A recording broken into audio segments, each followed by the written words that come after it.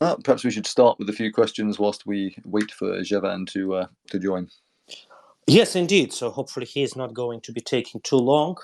But I think it's fair to start with a quick round of introductions, and then we'll give a chance for Jevan to introduce himself when he joins us. So, as the host here with a Sedition logo, behind the scenes is Vlad speaking. I am a community manager for Sedition. So, thank you everyone for starting to join in, and I'm sure more people will be joining us as we go. And Rory, would you like to introduce yourself? Say a couple of quick words about Sedition. Yeah. Of course, yeah. My name is Rory Blain. I'm the director of Sedition. Sedition was set up in 2011. I came on board as the director in 2013. My own background is very firmly within the arts and the art world. I started life out as an artist or a professional dancer, and have segued through various different arts incarnations before landing to work full-time in the visual arts or contemporary fine art space. I've worked in numerous physical bricks and mortar galleries, Haunch of Venison, Blaine Southern, Blaine's Fine Art, and all of this has kind of delivered me into the arms of Sedition now that we're doing this, which is really the culmination of all my efforts in the art world. I've been wanting to try to bring the very best of contemporary art to a much wider audience since the day I started working in art. So really that is the whole raison d'etre of Sedition, the whole purpose for our existence. So that's what I'm here for. That's my mission, and that's my introduction. Okay, that's great. That's great. Still, I'm not seeing Jevan joining us. So I think he's having some serious technical issues. Perhaps we should get started on the questions we have and hope that Jevan can join us shortly. indeed, let's start with questions for Rory. We have received a couple of questions for Rory, and just for everyone, if you have any questions, feel free to request a microphone and ask, and we'll be giving you a possibility to speak. So the first question we got for Rory was, I've developed new styles since my last entries on Sedition, which sell a bit, but not much. Can I add new pictures? Thank you. Yes, of course. Actually, this is something that we are a little bit behind our current work program with. This was scheduled for the period just before the lockdown, but during that time, all of our processes kind of moved on slightly, and we never quite got that bit done. Ultimately, the idea is that artists can continue to add new works, new creations, and post them onto their profile. What they don't have at the moment, and what we will add, is the ability to take down older works. So if you decide that there's an edition there, it doesn't really fit your style anymore, it's not selling, you just don't like to have it there, then you will have a chance to remove those. At the moment, that can be done, but only by a manual request to us. There is, of course, a finite number of slots you have, so at the moment there's a limit to how many artworks you'll be able to put up on your profile space, which is no doubt what's given rise to this question. So the answer is yes. At the moment, we can remove pieces for you if you want to remove something else, and you can put something else onto there, again, through us or just through the automatic launch process that you have in your own vaults.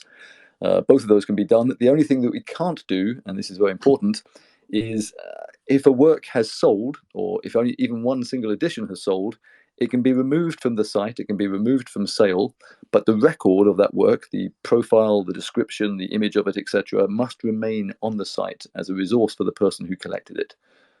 It no longer belongs to you at that point. It's as much owned by the person who's paid for that artwork.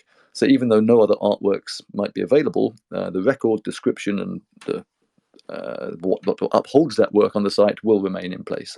I hope that helps.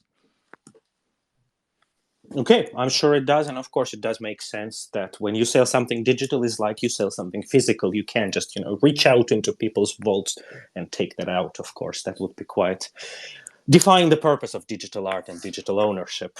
Let's carry on. So I have another question for Rory. Are there any future plans for NFTs, for instance, soundscapes, music, and visual arts? And will you have an app so artists can upload their work? Wow, quite a question. NFTs, yes, very definitely. Ultimately, Sedition already has a fairly broad range of works. We have a couple of soundscape pieces, a number of stills and moving image pieces. There's not an enormous amount outside of the traditional video and still routes at the moment. That said, we will be offering more of those as time goes forward. There's no plans as yet to deliver an app for the artist. It's all done on the desktop, oftentimes because some of the file sizes and the artworks they're uploading are so huge, it's much better to go through a desktop than a handheld device.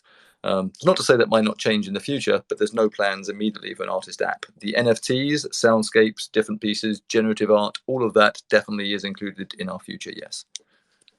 That's perfect. And since we're talking about NFTs, I think we've been talking about this quite a lot. And but I think it would be worth if you could just recap what are Sedition's NFTs plans. I'm sure the audience would be interested, and hopefully that would maybe raise some questions.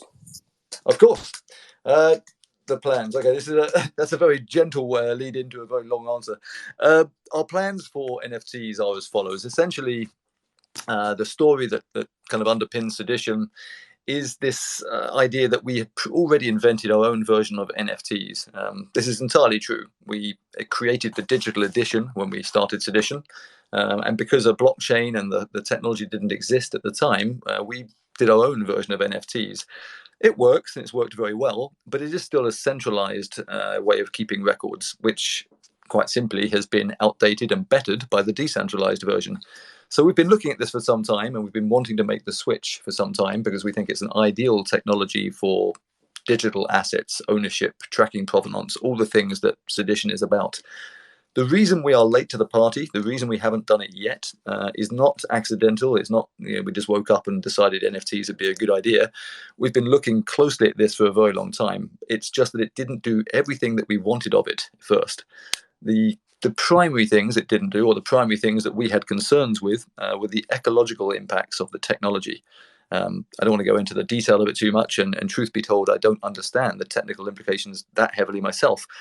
But as it currently stands, the Ethereum blockchain works on something called a proof of work algorithm, which means that in order for the transactions to happen, all of the computers involved in the blockchain, the thousands of different nodes that make it up, are all madly processing and computing and using up an enormous amount of resource and power, which, given the amount of computers in the system, is quite an impact, ecologically speaking. The proof of stake algorithm is something that basically undoes that. It shifts it from something that uses an enormous amount of computing and processing power into something that's far more ecologically viable. This shift is now happening. The CEO of Ethereum has already announced they're going to miss their deadline this summer, so it will be later than the summer, which is what we're aiming at. But they are very much in the process of making that shift.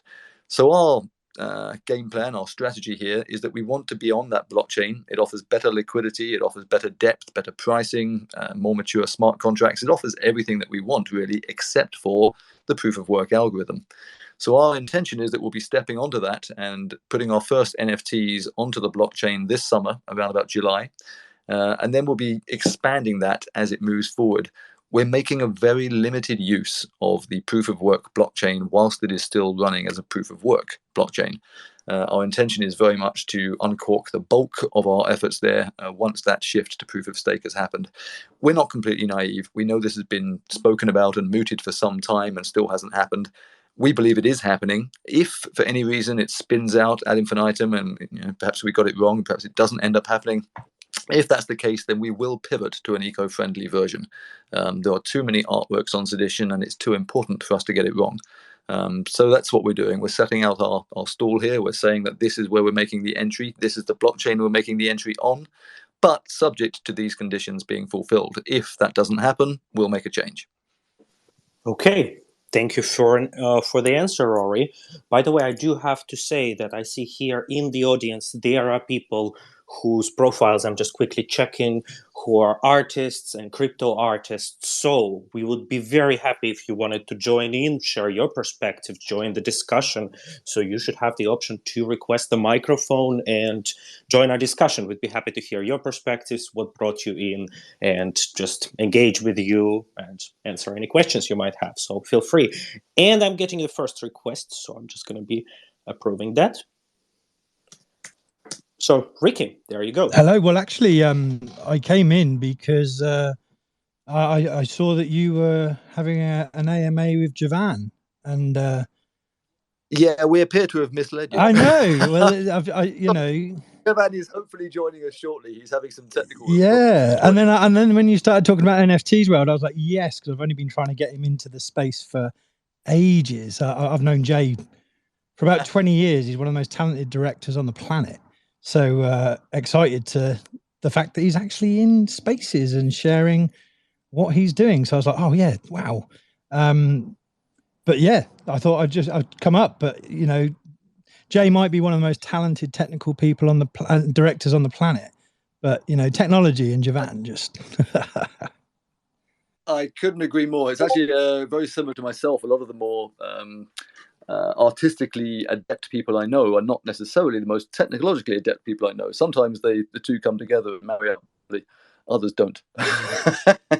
Yeah, no. And it's interesting that you're saying, you know, coming into the NFT space, because it really is a phenomenal space for artists and collectors and creatives, and content and functionality. It's pretty awesome, to be fair. So you said you're gonna start coming into it. So sorry, forgive me, because Rory, I didn't know much about yourself and what you're doing. It's just when I saw Jay having a room, I was like, hang on now, he's coming into my world. What's going on?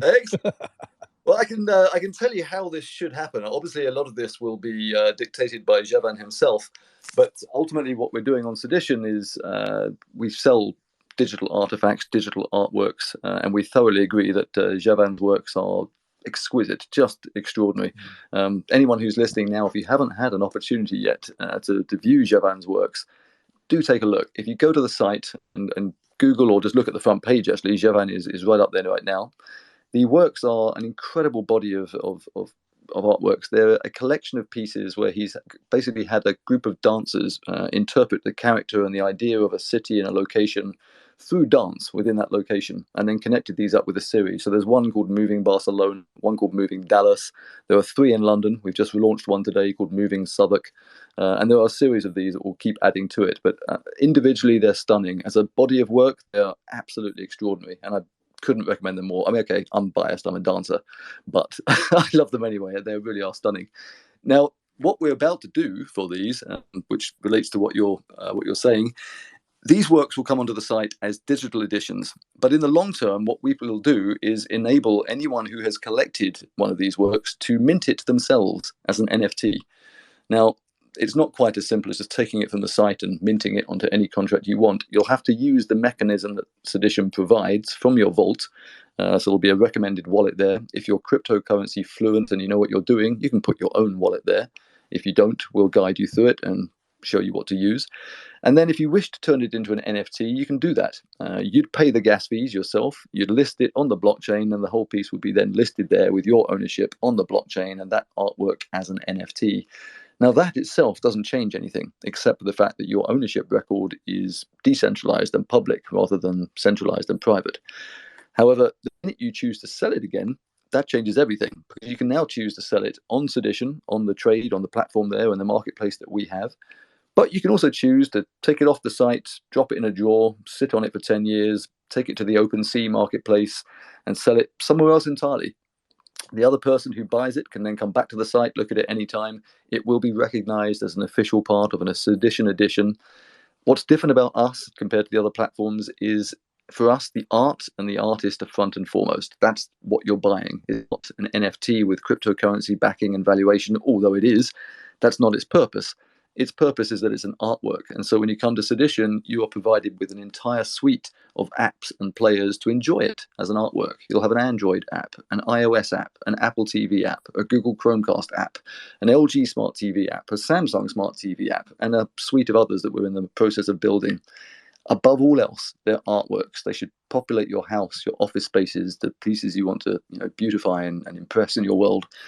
That's what we're here for, and that's what we're putting in. The difference is you'll now be able to actually sell them and trade them in the open world or the open sea as an NFT as well. But that's very much the sidebar rather than the main dish, as far as we're concerned.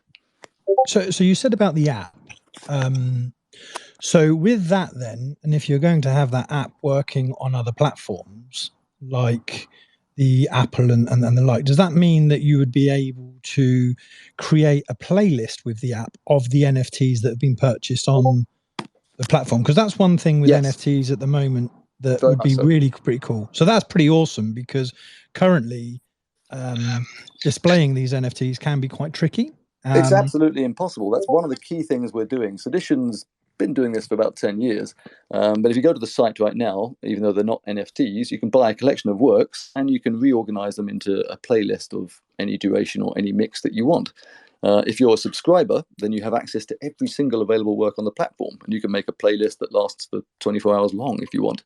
So yeah, this is very much a key part of our philosophy. These are artworks. They're for enjoying as artworks and collections and playlists and so on. That's our first and foremost function. The fact that you can sell them and make a profit and trade cryptocurrency just happens to be something they're attached to. So when is the platform launching, or is it already launched?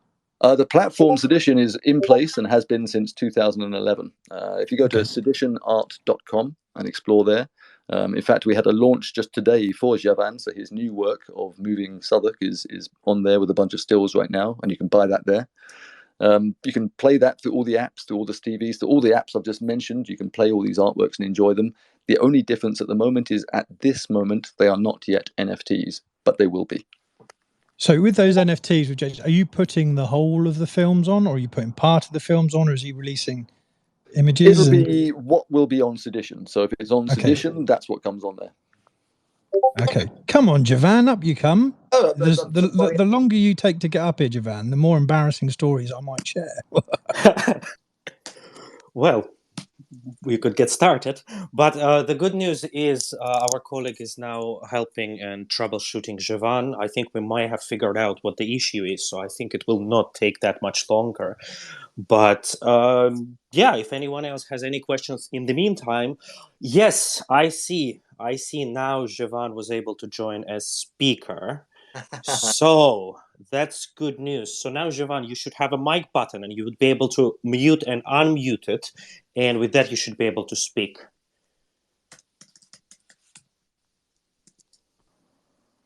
Hello, can you hear me? Hello, Hi. yes. Hi, I'm really Hello, sorry. Jay. I'm really sorry. I had Twitter from, I must have had Twitter from, I don't know when, and it hadn't updated itself. And I was going back and forth from Safari to Chrome, being bounced all over the various other apps on my phone. I'm really sorry I'm late, guys. I've got to say to everybody who's in the room, and I'm going to have to tweet this out. I've known Jay 20 plus years, and he truly is one of the most talented directors on the planet. So to hear him coming into the space and what he's doing, I really think you should maybe tweet out this Spaces, because I like to say I've known him a really long time, and he is a phenomenal director. So the project that you're talking about, when I heard you're doing an AMA with Jay, I was like, wow, this is amazing. This is going to be so cool. So be sure to actually tweet this out. And I look forward to hearing what you're doing, dude. And look at you coming into Twitter. Hi, Ricky. Thanks very much. That's really kind of you to say that. It's really good. Yeah, I'm really sorry. What have I missed? We managed to keep most of the questions coming to me for the meantime, so I just told what the NFT plans are and a few things like that. But I think there's a whole queue of people who've been waiting desperately to pick your brains, so I'll let them attack. Let's do it. Go So for it. let me attack you first. If Jevan, you could just, I'm sure many people here on the call know who you are and what you do, but if you could just start with an introduction about who you are, about your work, so everyone can understand your style, etc. So if you could just start with an introduction and let's start rolling from there. Just a quick introduction to me. I studied architecture, failed at it miserably, fell in love with the visual arts, and then discovered very late on that actually visual arts, whilst they're amazing, animation, design, filmmaking, it's never going to be as incredible as the performance art form, which I think they call it the sixth art form, don't they? After painting, sculpture, poetry, etc. It comes in number 6, film comes in number 7. And I discovered dance, and I discovered also at the same time that I couldn't dance, but yet I really wanted to be involved in it. I discovered that 15 years after working as kind of a filmmaker, and at that time, I suppose, decided to do something about it beyond a hobby. And so I devised a project called Moving Cities, which was very simply, the aim was to create a library of work that interpreted cities through dance.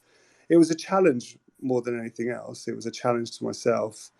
In about 2012, I got hit with some really bad health issues, and I felt mortality hit me, and I felt like if I was going to do anything, it has to be working with dance and the amazing people that work in that industry. We're talking about some of the most athletic, artistic, expressive artists there are about, and I felt like it would be a privilege for me as a filmmaker to be able to work with them, to bring cities to life. I mean, to me that was the aim. So that's how I started. Right. Thank you so much for the introduction. So, first of all, now that we finally have Jevan here, we want to, of course, make it as interactive as possible. So I have a call for everyone here who's listening.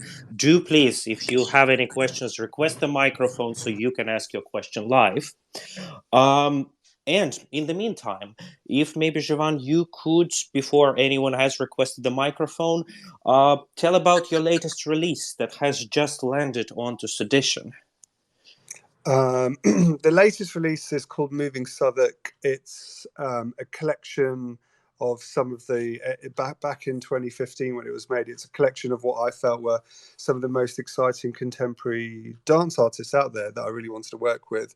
They're a real mix of people who were at the edge, I felt at the time, who were also really interested in what was possible when it came to using cinematography and dance at the same time, because I suppose I felt a lot of people were they weren't really playing and synthesizing the movement between camera and dance and what I deem as the kind of the city aspect, which is anything that moves in the background.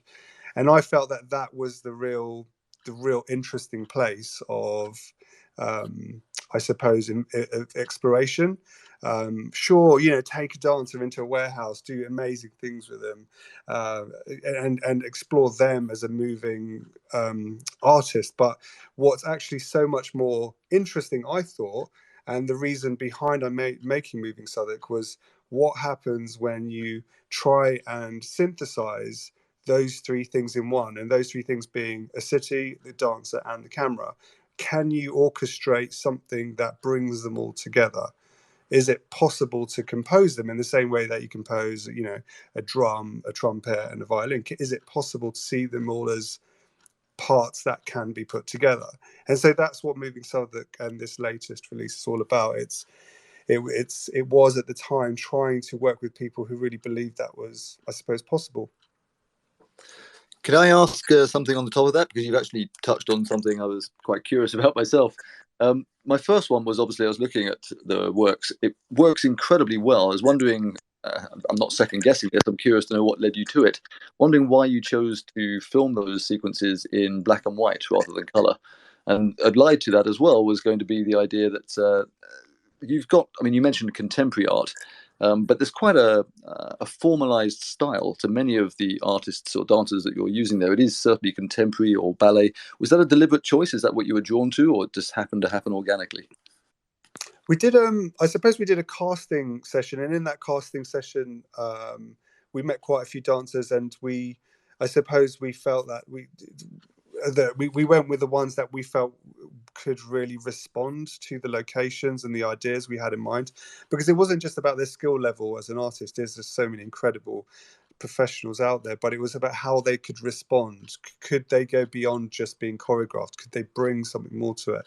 Yeah. In terms of black and white, it was just respecting the audience. I feel sometimes that color is just unnecessary. Like, sure, it's great technology to have full color, but is it always required? Does it confuse the message? Does it add or does it take away? And I think sometimes colors are default when it doesn't need to be. I completely agree. I love the fact that they are monochrome. The part of that I also wanted to add, you said you were bringing in a synthesis, if you will, of the different components of that, the camera, the dance, the city. How much in your mind is that there's a third or fourth component in there that I find very beautiful, at least on some of them, and that's the sort of narrative or the almost poetic underpinning of what's happening there, which happens on Barcelona and Southwark as well. Is that an integral part of it, or do you just add that where you feel it necessary?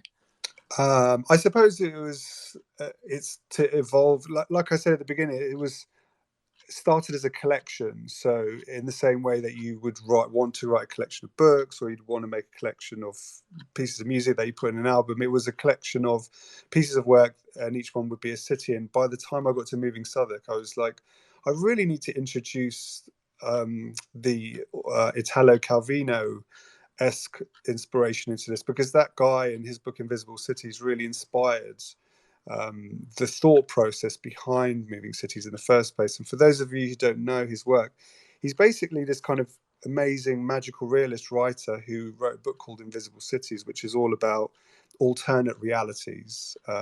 How can you explain a parallel like city? It's obviously a bit more than that, but to me, that's what it's about. Each page in the book is this kind of meditative rendition of a city that only exists in his mind, and it's just really beautiful. So with Moving Southwark, I thought, well, this is a really interesting concept. You've got this historical part of London that used to be basically where they used to throw criminals, and I was lucky enough to kind of be able to get the opportunity to work with Nadine Marshall, who is the narrator in the film, and she'd done a whole lot of really impactful, profound commercials, one of which was for TfL, which was all about cyclists, motorists and pedestrians being nicer to each other. And she did it in a very kind of, I don't know how to explain it, just a really compelling way. It didn't feel like a safety advert. It felt like a proper cinematic piece. And so here's this kind of London-born, beautiful narrator who could really you could really put Italo Calvino as kind of words in. You could give that script to her, and she'd, as you can see, she really pulls the heartstrings and makes you kind of feel like there's a story behind these dancers in some way. Oh, definitely. I think it adds a huge amount to it for me personally, so I think it's great. Yeah, so it's a bit risky, isn't it, when you introduce spoken word to dance? It's not often you go to a live piece or see a film piece with dance in it and spoken word. Often it can confuse things. No, I think it was very unusual, which is kind of why it stayed with me, because I imagine you probably go to the theatre quite often. I'm guessing I do to live dance, and as you say, that context is very often not there. You don't tend to have that written narrative alongside a dance performance, so it was great. Yeah, it's kind of like opening a book and it playing music. Like, that doesn't happen. Those two art forms really don't they go together unless it's in a film. Yes. One distracts. Exactly, yeah. Right. Thank you very much for the reflections, Jevan. And just wanna, before asking you the next question, one of the pre-submitted questions, if anyone has any questions, just request the microphone. We want to make it as interactive as possible with you, the audience, because that is why we're doing it live. Otherwise, we just, record an interview.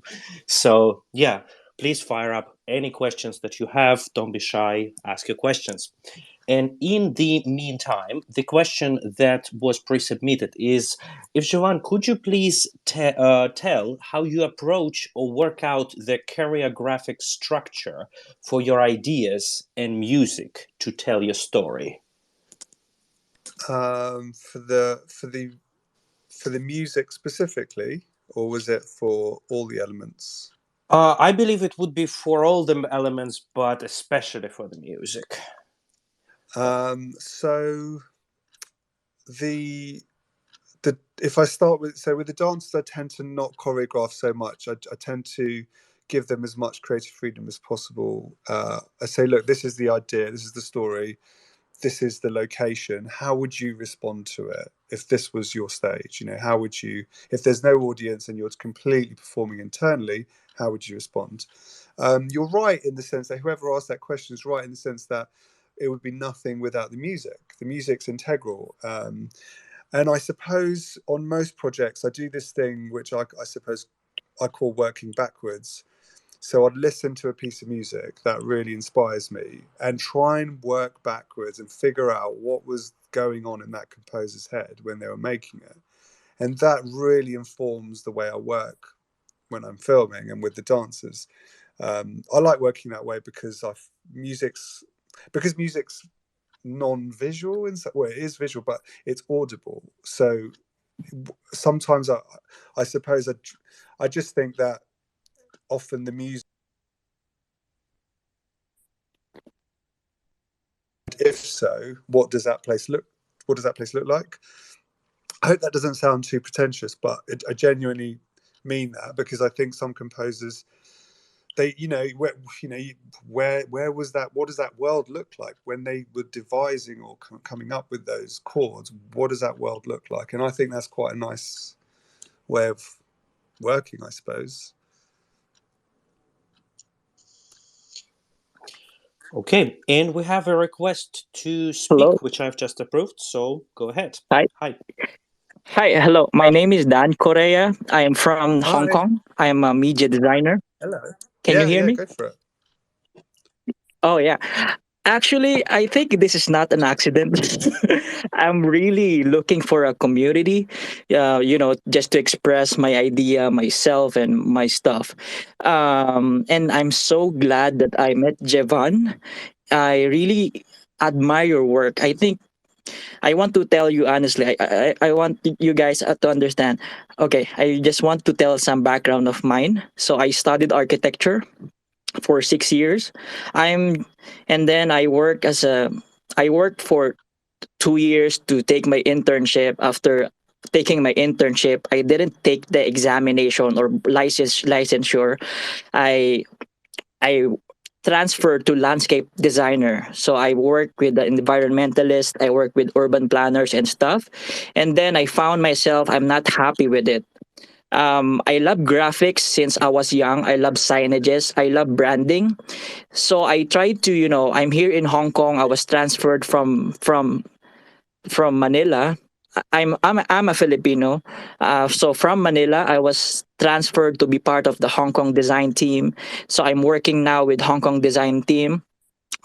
Way back on my previous company, and then I tried to find other company that will suit with what I want, which is media, film, and stuff. And I'm really inspired how Jevan explained, introduce yourself. I'm so happy that I get to know you and I get to know this space, this NFT space. So yeah, right now I'm working as a media designer in Hollywood base. We have we have here in Hong Kong, we work with the working titles, animations, and stuff. So right now, it's just my 2 months working with them. And I just recently launched my first NFT collection. I love branding, I love animation, I love. I love something moving. And one question that I want to ask with Jevan is like how you keep moving, because you know what, I saw your work in One Chai bus train, and I'm so glad that I met you personally and I was able to talk to you now. And it was a blessing for me because it's a one-time experience and it's unique experience in this kind of space. I don't know, it's nighttime here right now, and I just want to. Sure. Sure. Thank you so much. Thank you for having Yeah. me and all this team. And really, I want to ask if how you keep moving, producing good content, whether it's not whether it's NFT or whether it's other stuff. Is this instinct with you, or is this like? What's your? Sorry, I didn't catch your name. Can you say your name again?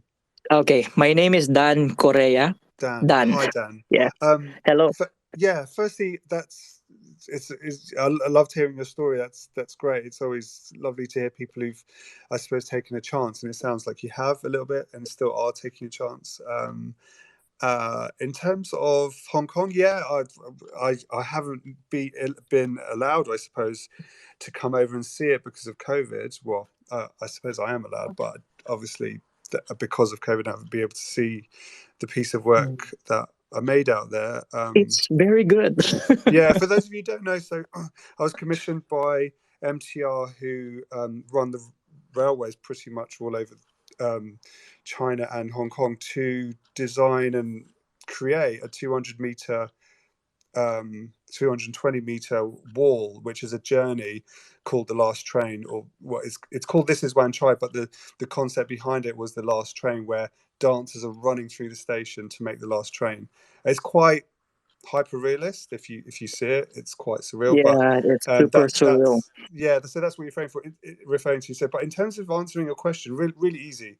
So the answer is every single project I ever get given, even no matter how small or how big it is I treat it like my last, I suppose, because that way then I just feel closer to it. I feel like I'll always do my best, and I feel like that because actually it's kind of the truth in some ways. If you do consider every brief your last, every project your last, whether it's for free or being paid, then you'll always move forward. And that's the key, really, I found, is just to keep moving forward because you're constantly developing.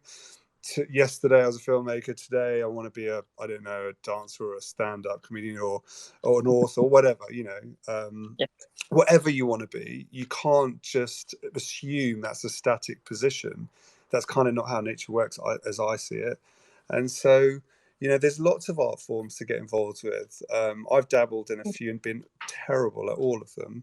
And so, but they all contribute to your journey.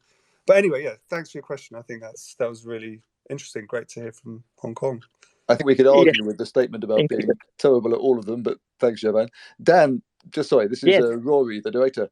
Hi, Rory. To chip in to say how lovely it is to hear from you. I was sitting here rubbing my hands with glee to hear that you're kind of out in the online spaces searching for a like-minded community, because that's exactly what we're about. So welcome on board. I think you found us. Thank you so much for welcoming. I'm open for anything. Absolutely. Sure. Honestly, it's lovely to have you with us. I mean, part of the whole point of Sedition is that idea of community. Now, we aimed it very, very squarely at the artist community for two reasons. One, I come from an artistic background myself. The other one was a very hard-nosed business kind of strategy, really. We've set the site up by artists and for artists. But the idea is that if we provide a good enough service and a decent platform that can offer revenue streams from subscription and NFTs and licensing and commissions and the entire gamut of revenues an artist can make without them having to sign their life away exclusively, and they can just build an audience, build a revenue, and kind of see how the world unfolds. That's the ethos behind Sedition. And we think if we do that well enough, the audience will kind of come along organically, which is what we're counting on. So all of our efforts really are towards building the community of artists and like-minded people. I'm delighted to hear that you're... Sure. I'm looking forward to bring that in Hong Kong and in the Philippines. If there's a chance. Fantastic. Let's see. Thank you. Sure. Yeah.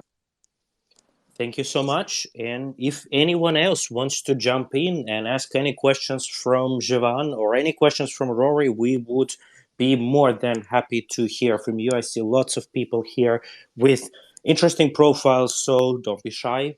Ask for a microphone and speak. We'd love to hear from you. So I've got a question. I've got a question for you, Rory, just to ask. What is the commission ratio from artists to your platform on producing and creating? Of course, that's a very good question. At the moment, there are a few different streams, so I'll walk you through the various ones. The primary one at the moment is edition sales. So when you come up onto the site, you're putting your artworks up on the platform and we're selling them. Now, at the moment, edition sales are split 50-50 between Sedition and the artist. That's a change from when the site was set up initially. In order to recoup costs, the artists were very pleasingly granted us an 80-20 split in our favour.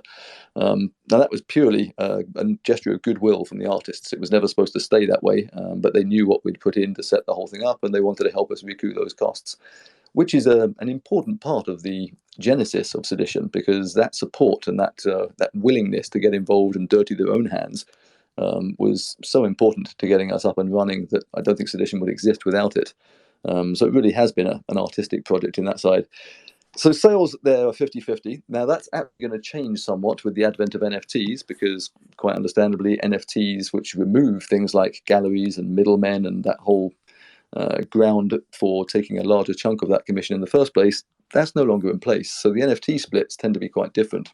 Our subscription splits are different. That's an 80-20 split again.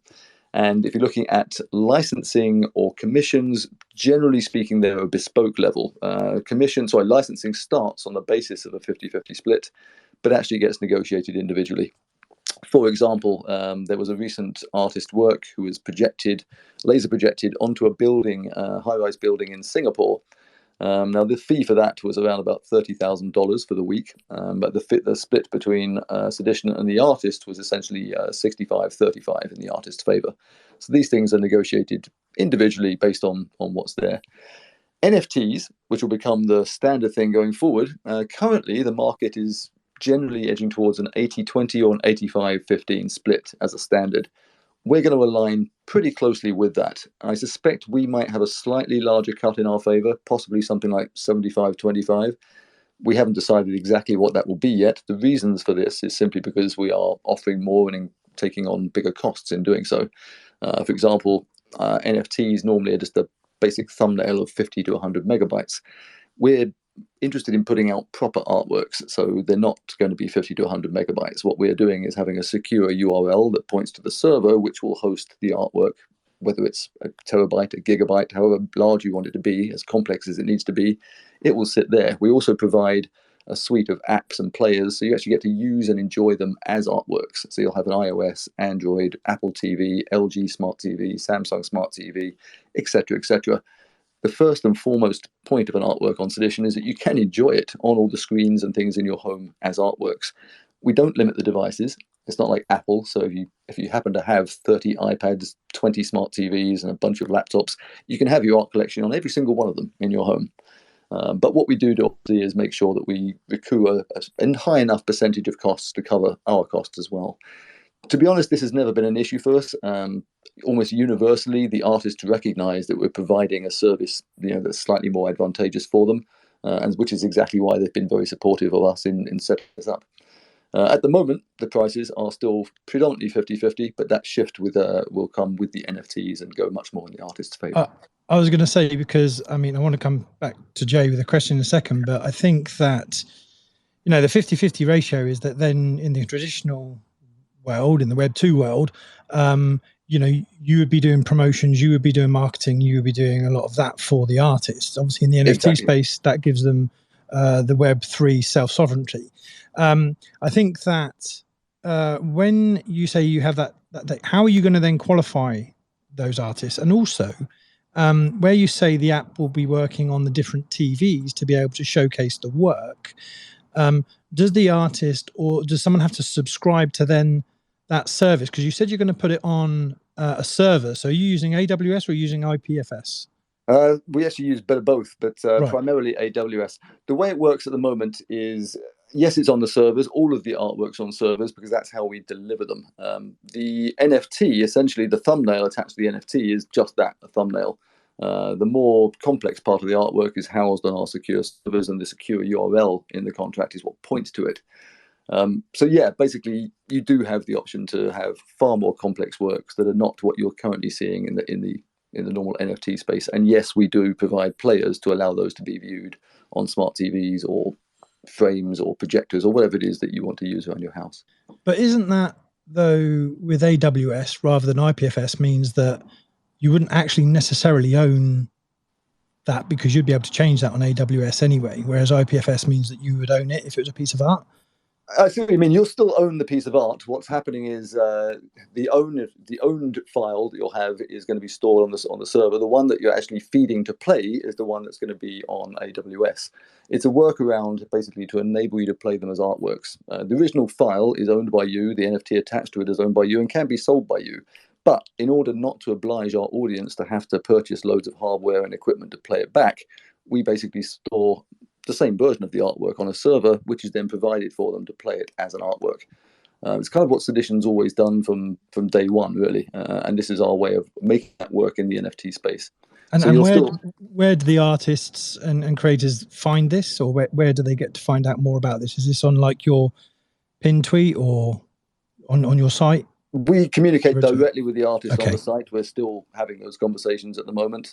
We've been calling through most of the guys we have on our curated platform over the last year. So we've spoken to most of those guys now.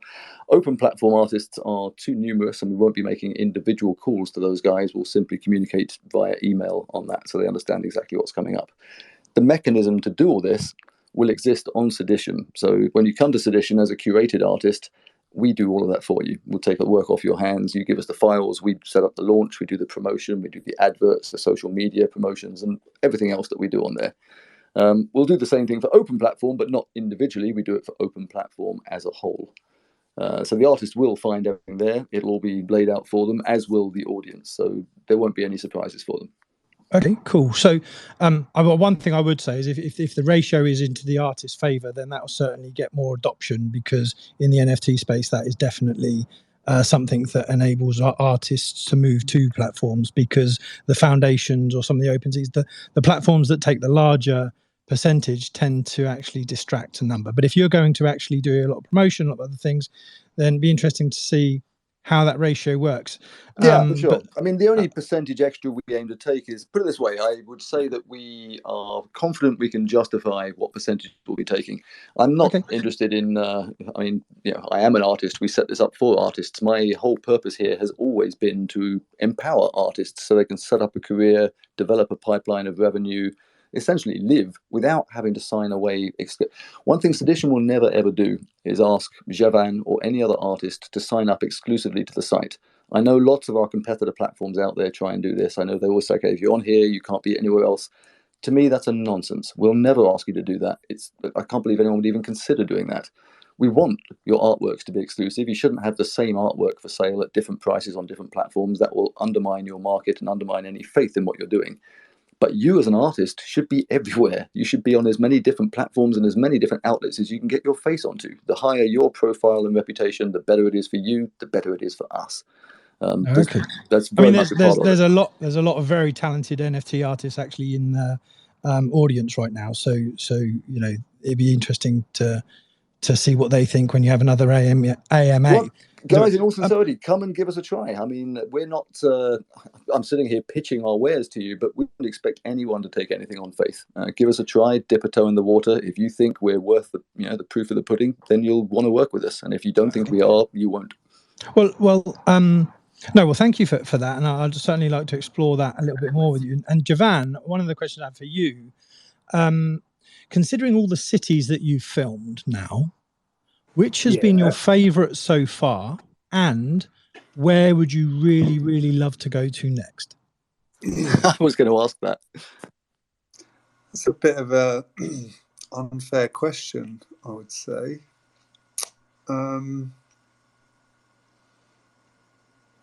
So the city that I was, funnily enough, very interested in going to and had many conversations about was Moscow, and this started about 3 years ago. So obviously the situation's changed slightly, I guess now. I had a really good opportunity to work with an incredible team out there, which actually started in the States. It started when I was working in Dallas. And so putting that opportunity aside, I've always wanted to go back to Tel Aviv. I think I mentioned this to Rory before, but Batsheva, the company the contemporary dance company called Batsheva that works in Tel Aviv, is a very, very interesting company to me, on many levels, politically, artistically, culturally. There's just so many. If you don't know that work, Batsheva, please do have a look at it. Obviously, the city makes a difference. Of course, there are so many amazing cities to work in all over the world for multiple reasons. But you have to. It's the partners that you're working with. I've of all the cities I've worked in, I suppose if you ask me my favourite, I guess.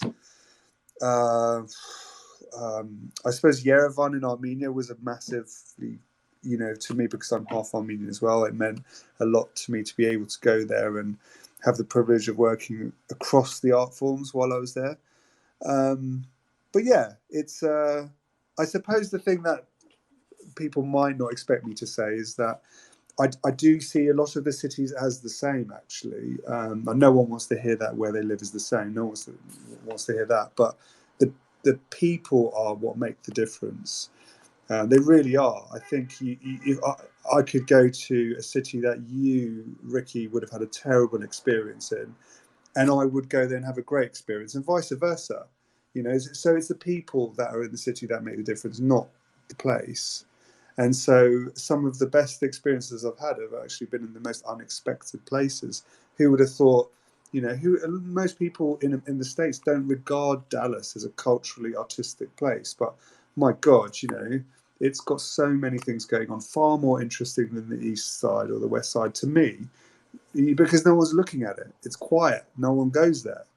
Well, people do go there, obviously, but it's where it's quiet, and often where it's quiet are where the interesting things are happening. Okay, cool. And one more actually then. I mean, I'm sure I'll have loads more, but I'll let everyone else have a say. Considering all of the cities you filmed and the amazing cinematography that you've created and the movement, what has been the most challenging shot to pull off so far? When we were in Prague, we tried to take a shot which involved a train.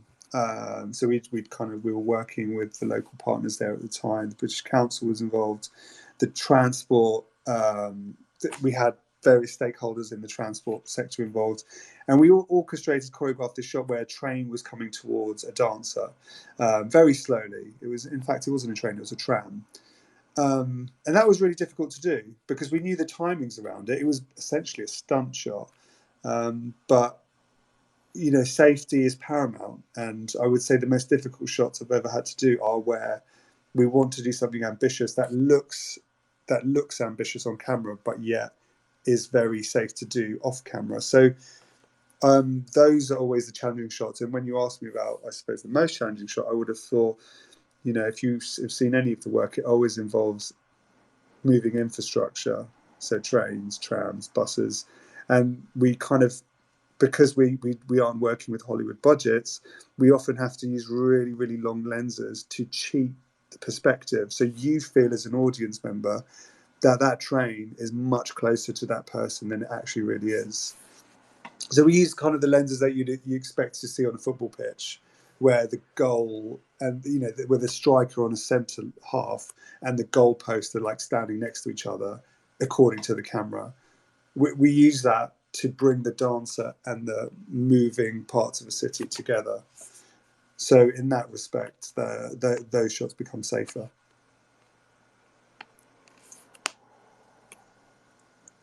Right. Thank you so much, Jevan. This is actually great insights and really interesting. I was actually going to be asking a bit about the hardware and etc. that you use, and interested to hear insights, but you already brought it up. But Leo has a question. So Leo, go ahead. Hello, everyone. Sorry, I'm driving. Hi, Leo. I'm just hello. Yeah, I'm just very excited about this conversation, and the atmosphere is great. I'm mesmerized absolutely with Jevan's works. I'm myself an architect, professional one. I have more than 10 years of experience in architecture. And but now I'm reviving my artistic background. I worked as a student. I worked for 5 years as a street artist. Then from time to time came back to the artistic activity. And now I'm trying to combine all this experience I have in architecture, in sculpture, in painting to something new. Because it's obviously the time, and we are now living in a completely other world. I assume, at least we see it coming, and I guess many of us have now trying to find new ways to deal with reality. So I don't have any particular question, because it's obviously I'm not from the start. I'm not listening from the start of the conversation, but the I've got a works are question for amazing. you.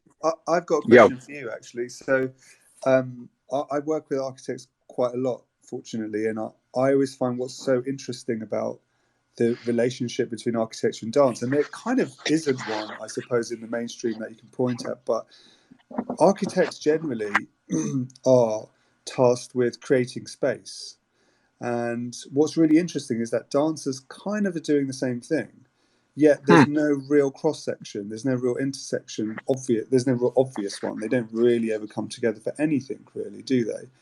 And I've always found that a really, really interesting space, because your job as an architect is to build an environment and to understand and predict and forecast how someone's going to move through it.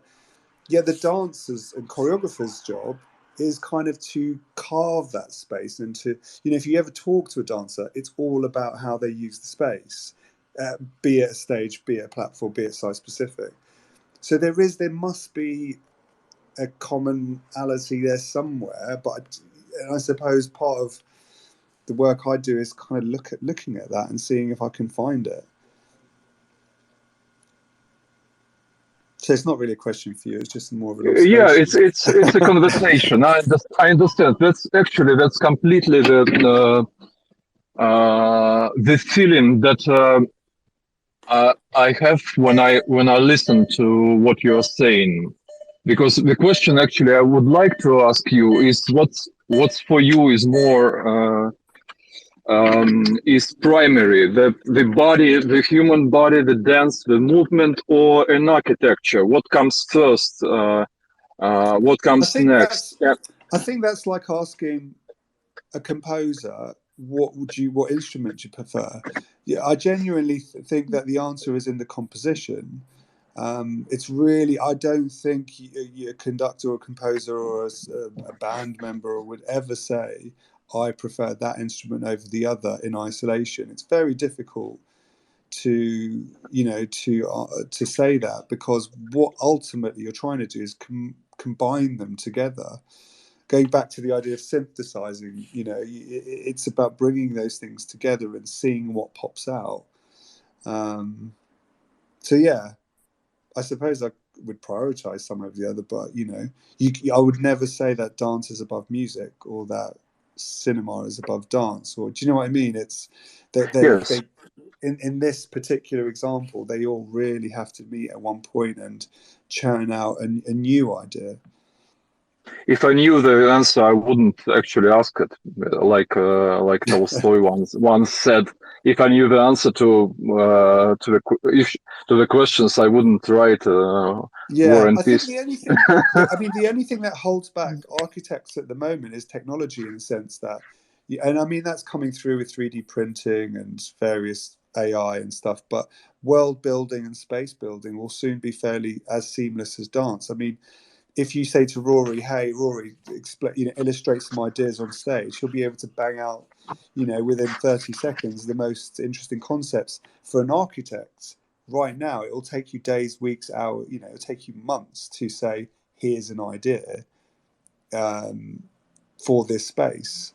But that's very, very soon, technology will allow you to bang out an idea very quickly. And then the gap between these art forms will slowly close in, and they'll all become one almost. Dancers can become architects and vice versa.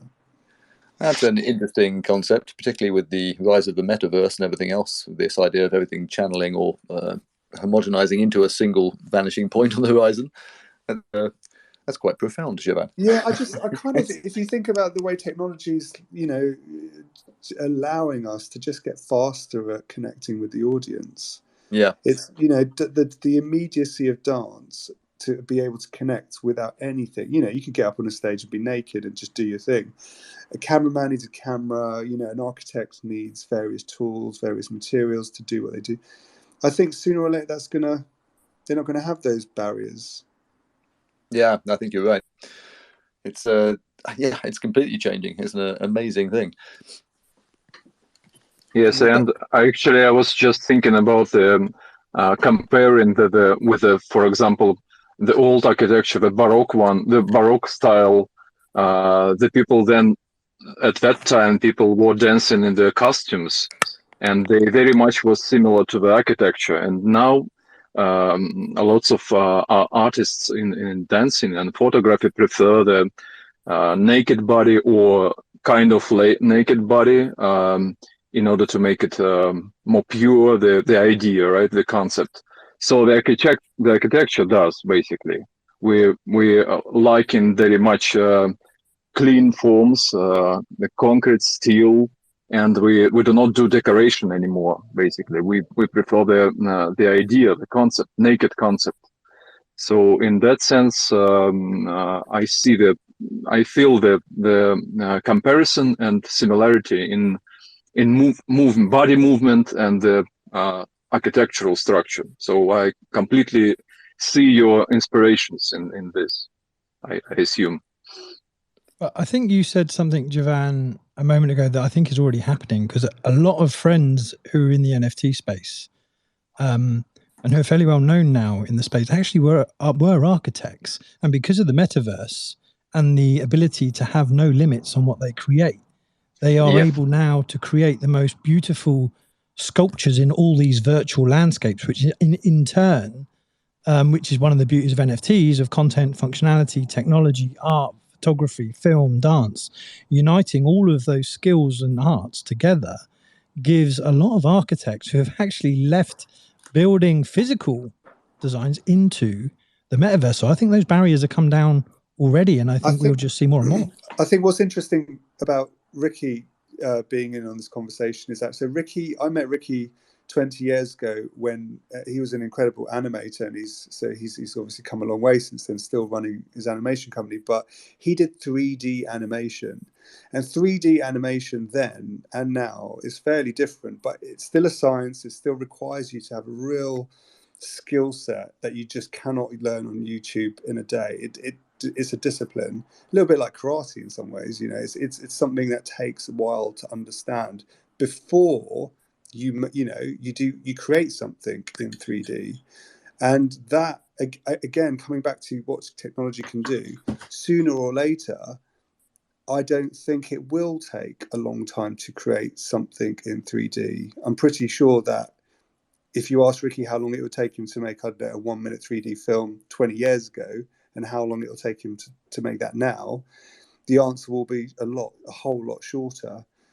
So how interesting would it be if a 3D animator and someone who is used to working on the stage all of a sudden can connect with their audience in the same amount of time? Yeah, completely. I think it's very interesting.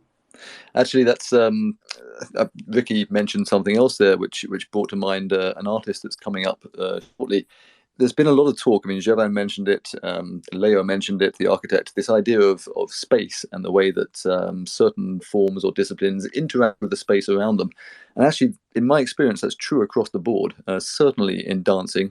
As an ex-dancer, I can confirm that when you talk about dance, you do talk about space, how to fill, move, or populate a certain space on stage, on wherever it is that you're performing.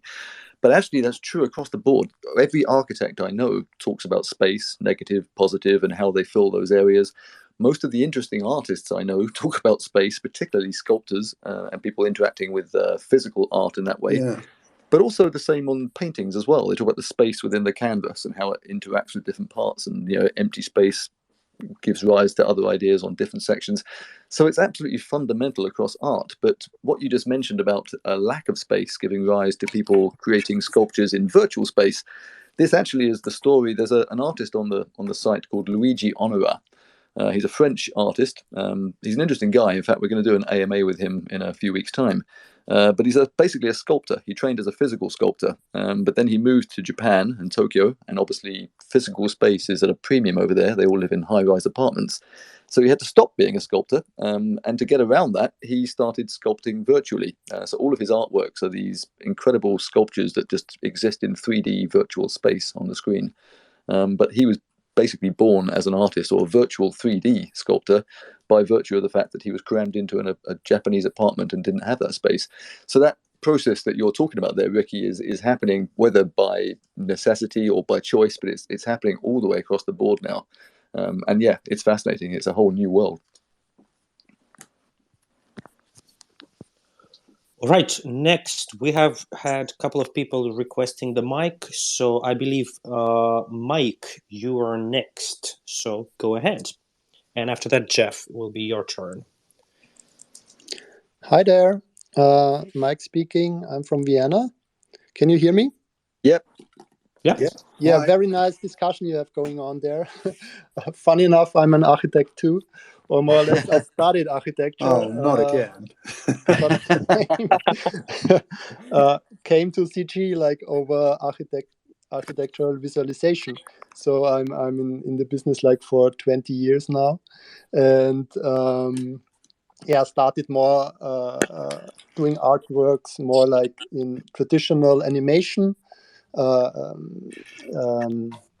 Animation work and doing short films, experimental short films, because there were not so many platforms to do digital art back then.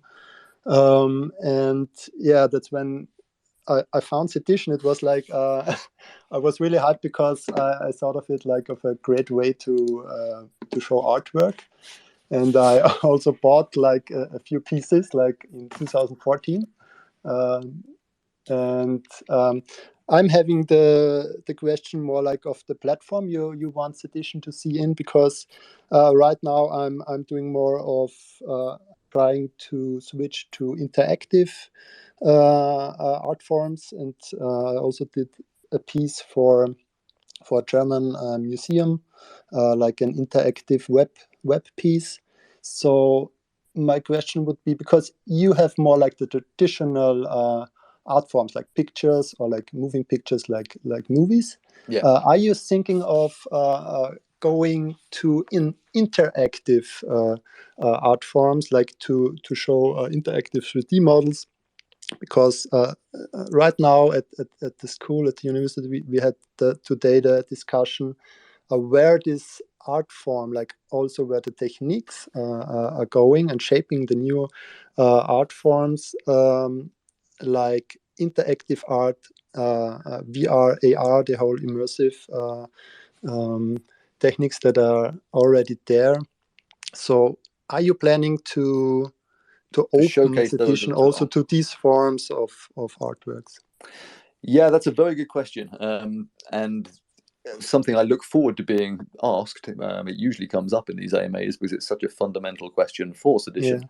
And I'm quite keen to get the answer out there, so I thank you very much for bringing it up. Essentially, the answer is yes. Again, this is a very deliberate choice by us. It's a balance we're trying to strike. It's been a slight frustration for me for some time as a lover of contemporary art and as someone who's dived his whole life, headlong into this space. Most of the most engaging, really interesting work coming out of this space right now. There's some beautiful work on film and so on. Jevan's latest release today is a quintessential example of that. But some of the more interesting work is pushing the boundaries of new technology, and it's things like AI or generative pieces, VR, interactive work. So there's a whole slew of this stuff that's coming out as the technology advances, and some of it's brilliant, fascinating. Sedition is all about showing the very best of the contemporary landscape. So of course we want to be able to show that as well.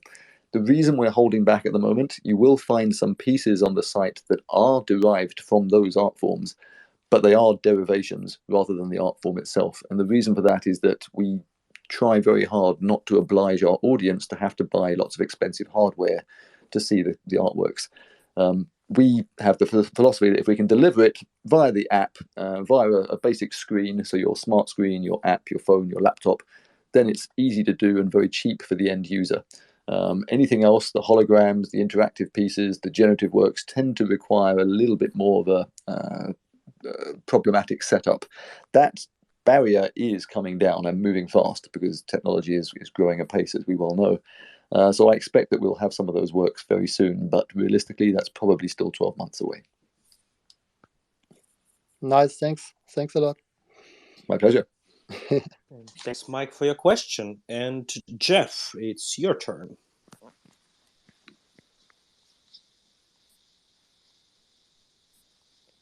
Or not. Okay. Tap. Yes. This thing on? Hi, Jeff. Hi. Okay. Can you hear me? Yes. All right. Great. Thank you. First of all, thanks for hosting this. I'm a multimedia artist combining digital art and motion and original music compositions and soundscapes, some interactivity. I actually tried to launch an art streaming service in 2018. That was before its time. That was too early. And, welcome to our world. it died a horrible, ugly death, stillborn, pretty much.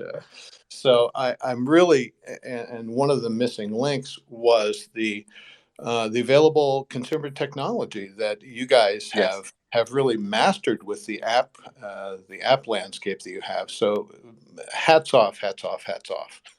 Thank you. Oh, and I have to mention, I'm not an architect, but my father was. So we knew it wasn't far removed.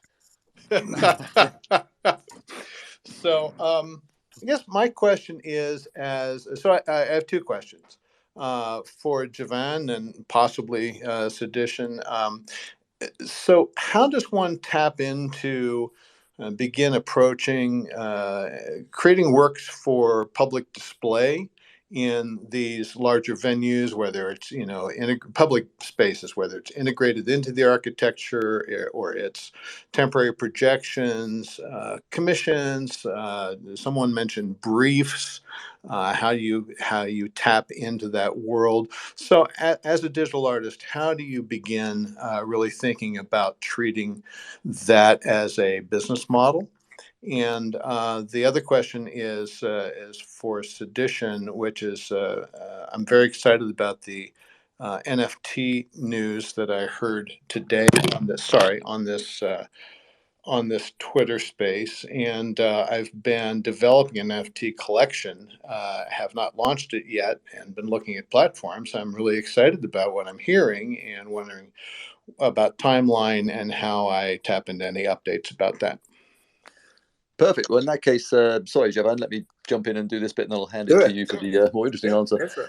Jeff, you are very welcome to send us details. We'd love to take a look at your work and talk about how to host a launch for you and put you onto the site and so on. So if you don't have our details, then by all means, you can get them on the site. To save yourself time, all of our email addresses follow the same format. It's first name followed by @seditionart.com. So if you need to reach me, it's just Rory @seditionart.com or Vlad @seditionart.com, etc. for anyone else in the company.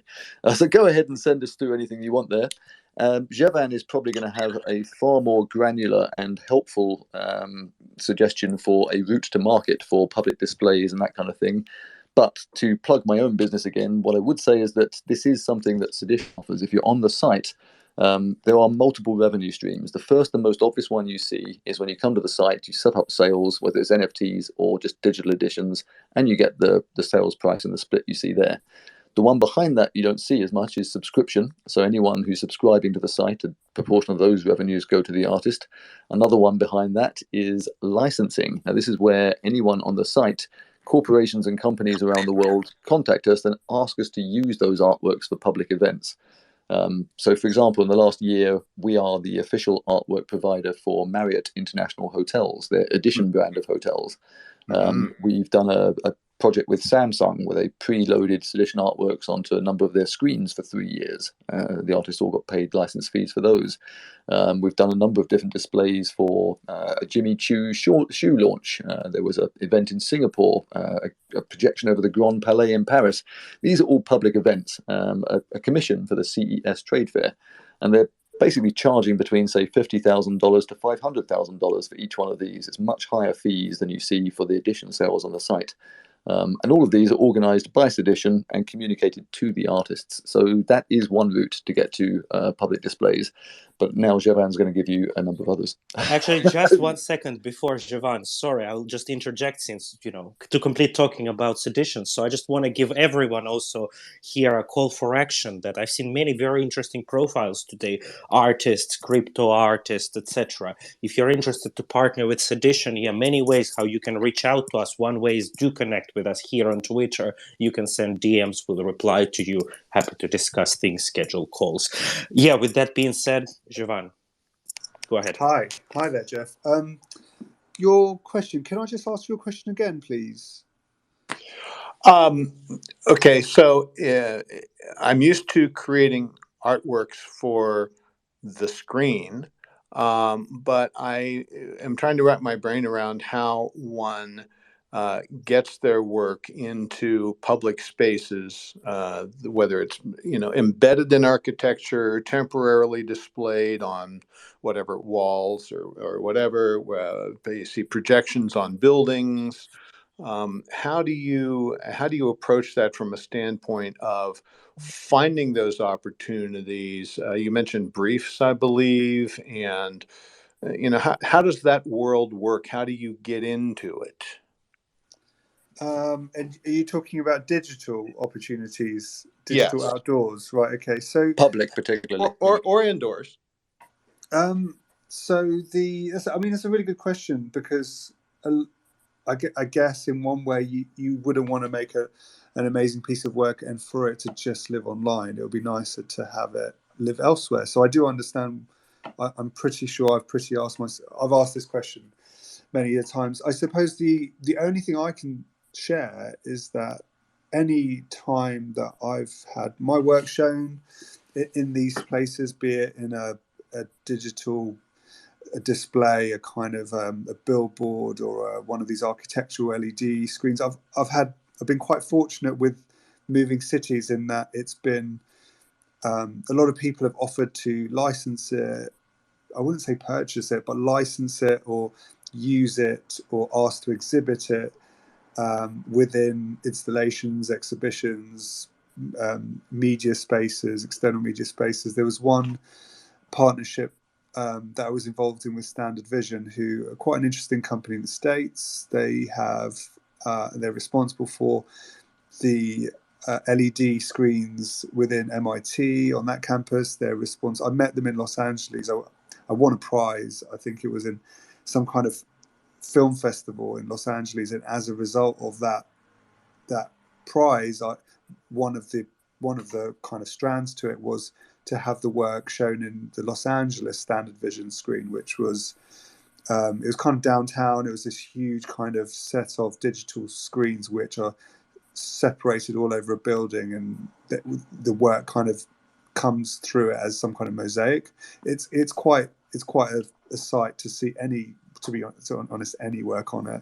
But they liked the idea of obviously showing this film, Moving Southwark, on that screen. It was the film that actually won that festival. That led to a few more opportunities to work with them, and that led to meeting and working with other architectural LED, I suppose, organizers, exhibitors. I suppose, when you go through the film festival route, like I'm sure you have, through that journey, you do often come across a lot of exhibitors who offer to, if your work, I suppose, fits their criteria and themes, that they offer to place it in more public spaces. There's quite a lot of public spaces that will do that, but I don't think you would ever want to approach the actual public space gatekeeper themselves. For example, I'll give you a good example. So in Hong Kong, there's many beautiful screens that are outdoors public that are pretty much paid for by advertisers. The people that own them often the infrastructure kind of landowners, or the people who own the buildings, and they lease them out to advertisers or agencies. But they have slots for art, and they normally get, I suppose, they normally go towards local public organisations who then put out initiatives and schemes to find artists to submit work for them. So I suppose, as far as I'm concerned, they're quite convoluted journeys to these spaces, but they are there. It's just that my experience of them has not been an easy one, where they just kind of pop up, that you have to kind of, they come to you rather than you go to them. That's the kind of impression I've been given. Yeah, I think you're absolutely right, Jeff. In my experience, I mean, I've been a physical bricks and mortar art dealer in a gallery for 10, 12 years before I took on Sedition. And in my experience, actually, this is the eternal tension of being an artist. The reason artists, so often want representation or want to be represented by a gallery is not because they can't do the job themselves. It's because it is a full-time job. As you've probably discovered, selling or presenting your work is in itself a full-time job, which leaves you no time to create and make your work. And that's been the story for every artist I've ever worked with and every artist I've ever represented. The job of the gallerist, or in this case, the job of Sedition, is to take that work off their shoulders. The idea is to give you a route to market that then frees you up to concentrate on making the work. Because what Jevan's describing is pretty much universal. Once you've got a work out there, if it's been seen, if it's in public, then you'll almost certainly, if it's good, and Jevan's work certainly is, then you're almost certainly going to get extra requests from it. People are going to see it and think, God, that's fantastic. I'd love that in my space or for my project or for my company or whatever. And it happens loads, and we see it ourselves on Sedition. Just recently, we did a display at the beginning of the year where two artists from the open platform section of Sedition, that's the less visible part, were requested by one of our display partners for a display in Australia. As soon as we put those two artists from open platform onto that display, they picked up 3 and 5 further public requests from that. Now, these are completely unknown names. They don't have a profile or public reputation. They weren't heard of before, but because the work has now been used in public, it's being picked up multiple times and several times since. So that's kind of a pretty clear indication of how it works. It's the hard part is getting it up there in the first place. And obviously, you can't spend time cold calling all these businesses and doing it yourself. That's why you want a platform like Sedition or an artist or gallery to represent you. It's simply to take that work off your hands. Can I just add one quick point? I just wanted to define good because it must, from Rory's point of view, it must be really interesting because if you look at Sedition, there's so many really inspirational artists on that site. But I always find that defining good is actually quite tricky. And Yes. I just wanted to add in what I would say the definition of good is, coming as someone who gets inspired by other artists. I think that if the work has an element of risk taking, and what I mean by that is they would definitely have received criticism along the way. Oh yes. Then that really is a good measure. And if you're making work and you're not taking a risk, then it's going to be really hard to hit good, I always find. I think that's absolutely the case, and brilliant point. The best advice you can possibly make is don't think about the end display too much. Just think about making the best work you can. There's an easy trap to displays, and we've done it ourselves because some of the artists on the site have asked for advice on what the display partner is looking for, and sometimes tried to make things accordingly. Now, this can work; it can be very useful, but oftentimes it just detracts from what led the display partner or drew them to that artist's work in the first place. A display partner will very often want something safe. They want something that's not going to be stroboscopic. It's not going to cause epilepsy and fits in the audience. It's not going to be religious iconography. It's not going to cause contentious. They don't want something that's going to give them a problem. But oftentimes that's anathema to the artist. So trying to balance those two or fit the square peg into a round hole doesn't always work. The best thing is to concentrate on making the best work according to your values, and we'll find a place to put it. Excellent feedback from all. Thank you so much. You're very welcome. Great question, Jeff. So with these questions, just want to give the last chance for anyone who wants to. If you have any questions to ask, do please request the microphone. I think someone unmuted. Hello. Yeah. Hi, Sedition. I just want to add on the on Jeff inquiry. Actually, I'm working. Hello. Sorry. Yep, we can hear you. Yeah, we can hear. Okay. I'm working as a multimedia designer and in Ukulab. Ukulab is my company, and this NFT thing is just my own thing. I never display my company here. So we are working with contemporary art installation, public art display, corporate or retail brand experience. We do work with museum exhibition designs, and we do a lot of projection screening. We work with airports. We work with a lot of digital projections in the museum. So I think, I mean, there's a chance to showcase digitally. I know you want you are on the end. I'm talking to Jeff right now. I know you want something that the end product will be, right? So it's like it's a platform how to present the artwork in a digital way. And our company mostly working on those stuff right now. And I think there's a chance of collaboration work with Sedition and other artists as well in this community. So I think we can further discuss this after this AMA or so on. Yeah, I just want to add that it's possible and there's a chance of working collaboration. Fantastic. Yeah. Sure. Thank you from Jeff. Great. Thank you very much. But now we have been actually talking for over an hour now. So I think it's soon time to start wrapping up. But before we do, I, of course, want to give both Jevan and Rory a chance to say a few closing words. And, of course, Jevan, congratulations on your newest release. So everyone do please go ahead, check it out, buy it. So congratulations again on that. But do feel free to also tell what's coming ahead for you, Jevan. And, yeah, any closing words? Yeah, I suppose the quick thing for me in terms of what's happening is that I'm working with Siobhan Andrews Kapoor, who's just an incredible artist, manager and arts producer on a project. Hopefully that will happen in Poland. It will be, again, evolving the concept of moving cities to a point where not only does it have a narrator, but it will incorporate 3 cities, not just one. And obviously it's an interesting time, I would have thought, to go to Poland. But there's many reasons. We actually were looking at it before the events around the war in Ukraine happened. What else can I say? Actually, one of the film festivals that I love the most is actually in Ukraine. And the organisers out there, the festival, just to let everyone know, is called HKSF. And the latest film, Moving Barcelona, won a prize there. But those guys are doing an incredible job, and I hope they're well and safe, I suppose. And yeah, I think it's been really enjoyable hearing everyone who's joined us today. So I'm just grateful. Thanks to Sedition for making it happen. Not at all. Thank you to you. For me, just a big thank you to all of you for turning up. It was particularly lovely to have Ricky and some people that know Jevan. So you have for me and for, I'm sure, everyone else listening here, it's nice to get that kind of insight into somebody's background and their prehistory and the stories and how they know other people. I love these things.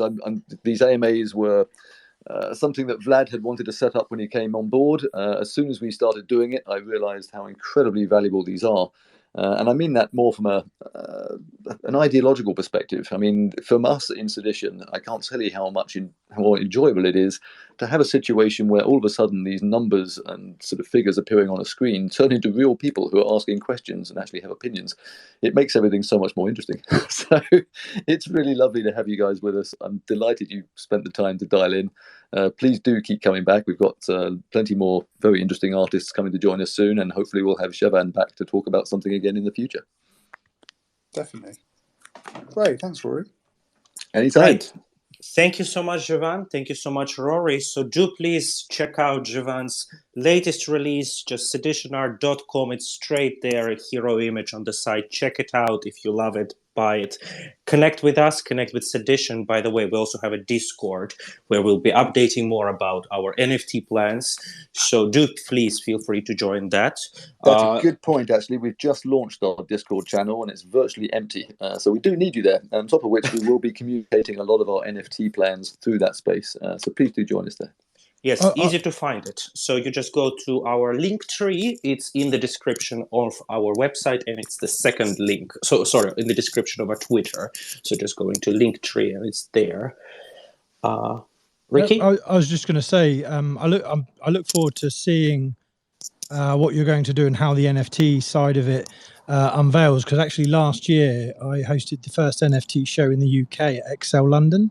So we had about 3,000. So we had about 3,000 people come through there, and And with obviously what Mondra's doing, like NFT Liverpool, and what we're potentially doing later in September, I've got quite a large NFT community. So it'd be really interesting to see how and what your plans are for the future. So keep an eye on that, and look forward to seeing what happens. And for Jay, you know, congratulations, dude, on releasing what you have. And for those of you who haven't seen the work, please go and check it out, because I promise you it is beautiful. It really is, and you want to just check it out.